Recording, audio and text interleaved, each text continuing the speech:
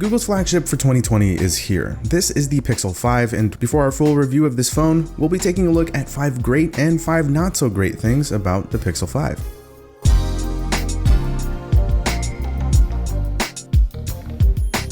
As always, starting off with the good stuff, we're looking at the cameras. When you think about Pixel phones, you automatically think about their cameras. Yet again, Google's image processing remains something special, and it makes for some excellent shots. Video stabilization has gotten some upgrades as well, and there's now studio lighting for portrait shots, which is pretty neat. And there's finally an ultra-wide angle camera. You love to see it. Next, the display. It's a 6-inch 1080p 90Hz panel. It's got good color accuracy, it's crisp and it's clean, it's great for all kinds of different uses, and you do get immersed pretty nicely with the thin bezels, which by the way are symmetrical, so huge thumbs up for that. This is a very nice OLED panel for sure. Next up, battery. The Pixel 5 is packing a 4080 mAh battery, which is not only significantly larger than the 4a's battery, it's also significantly larger than the Pixel 4 XL's battery, and that's a bigger phone. Battery life with the Pixel 5 is very good. It's strong, it's reliable, and you'll easily be able to make it through a day of heavy use on a single charge. This is definitely one of the phone's biggest strong points. Next, software. This is always one of the best parts when it comes to Pixels. Android 11 has a number of nice additions, updates to the notification system, there's baked-in screen recording, finally. There are new media controls, pixelized Android is as smart as ever, of course the software plays a part in just about everything, including the great pictures that we get, and you can't go wrong with being the first in line to receive new software updates for the next 3 years. It's clean and simple, but it's got a nice handful of tweaks that you can make to the experience. It's good stuff. Last but not least in this category, we're talking about the design. Just like the software, the hardware is clean and simple, and it's quite nice. It's aluminum unibody, but it does have a matte coating on it, which makes it feel closer to a plastic finish. But it's still solid and it doesn't feel cheap. The buttons are nice and solid and clicky. The rear-mounted fingerprint reader made a return. It's just a nice, comfortable, easy phone to use. And again, the symmetrical bezels bring it all together very nicely.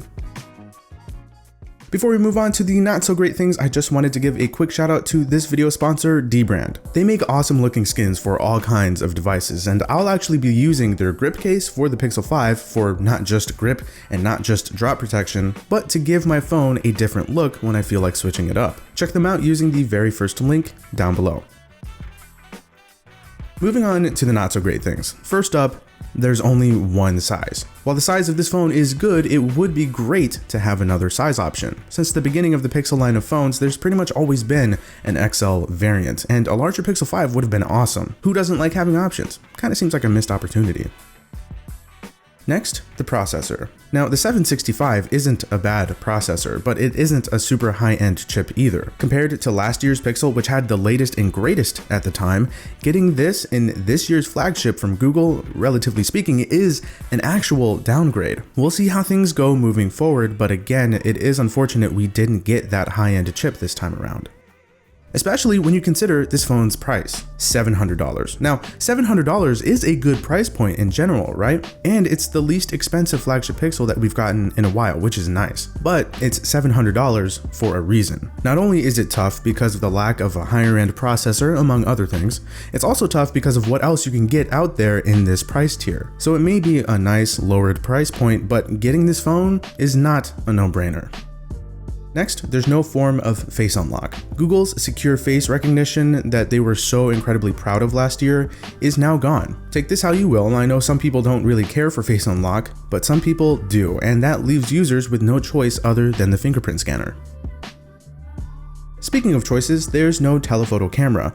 Now, as glad as we are to finally have an ultra-wide on a Pixel, I'm not so sure that choosing to replace the telephoto altogether was the best thing. As David said in his written review, Google's Super Res Zoom is good, but it's nowhere near makes up for not having the telephoto good. I understand this won't be a deal breaker for some people, we just think it's an unfortunate cut that didn't necessarily have to be done.